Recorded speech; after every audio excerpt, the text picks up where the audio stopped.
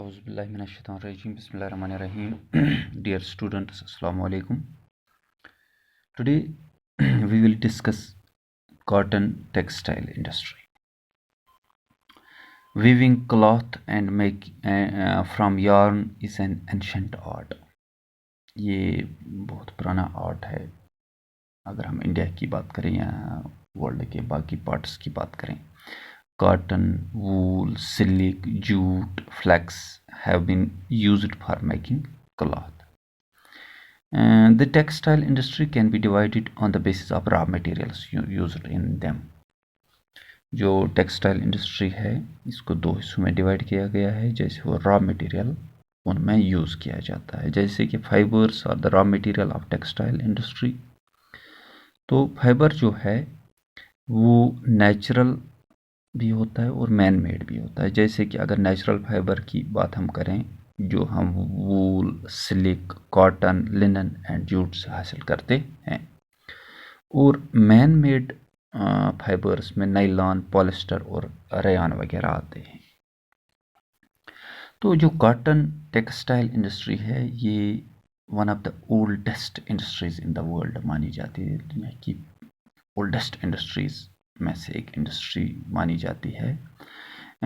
Industrial revolution यानी जो 18th century में आया, उससे पहले cotton cloth was made using hand spinning techniques. जैसे कि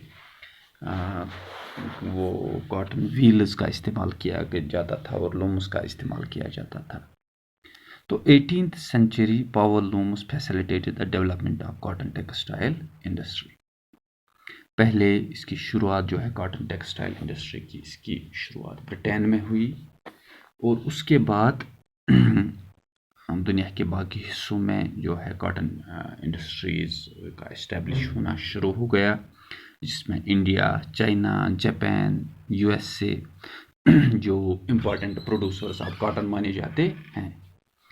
India has actually a glorious tradition of producing excellent quality cotton textiles, and before the British rule India had Indian hand spun and hand woven cloth already had a wide market. जो हाथों से बनाया जाता था, spun किया जाता था cloth, उसका बहुत अच्छा मार्केट था. उसके बाद जो हैंड वूवन कॉटन टेक्सटाइल है वो एक्सपेंसिव भी हो जाता था और उसमें टाइम भी लगता था और उसमें लेबर भी ज़्यादा लग जाता था, जिसकी वजह से जो ट्रेडिशनल टेक्सटाइल इंडस्ट्रीज़ थी वो मॉडर्न इंडस्ट्रीज़ के साथ कंपटीशन में नहीं आ सकी. तो जिसकी वजह से जो टेक्सटाइल इंडस्ट्रीज़ पड़ी उनमें से एक बहुत कम समय में, बहुत कम वक्त में बहुत ज़्यादा कॉटन क्लॉथ तैयार किया जाता था और उसमें कम लेबर भी लगता था, उसमें ज़्यादा कैपिटल भी नहीं लगता था और उसकी क्वालिटी भी ठीक होती थी. तो उससे क्या हुआ, the first successful mechanised textile mill was established in Mumbai in 1854. The warm moist climate a port for importing machinery, जहाँ से क्योंकि जो अर्लियर ट्रांसपोर्ट सिस्टम था उसमें ज़्यादातर वाटरवेज जो थे उसका इस्तेमाल किया जाता था, तो वहाँ पे उसकी पोर्ट फैसिलिटी, बंदरगाह अवेलेबल था.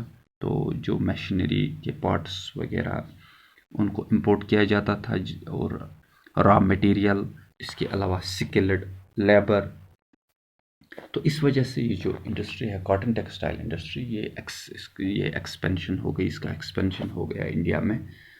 तो उसके बाद initially this industry flourished in the areas of Maharashtra and Gujarat because of favourable humid climate. लेकिन आजकल अगर हम देखें, humidity can be created artificially. आजकल मॉडर्न दौर है, आजकल ये जो ह्यूमिडिटी उस वक्त नेचुरली उन इंडस्ट्रीज़ के लिए फिजिबल थी, लेकिन आजकल वो आर्टिफिशियली भी वो ह्यूमिडिटी को क्रिएट किया जा सकता है. And raw cotton is a pure and not weight losing raw material. So this industry has spread to other parts of India, जिसमें कानपुर, चेन्नई, अहमदाबाद, मुंबई, कोलकाता, लुधियाना, पुडुचेरी, पानीपत जो इसकी इम्पॉर्टेंट सेंटर्स, कॉटन इंडस्ट्री के इम्पॉर्टेंट सेंटर्स माने जाते हैं। I think that is all for today. Thank you very much for watching this video.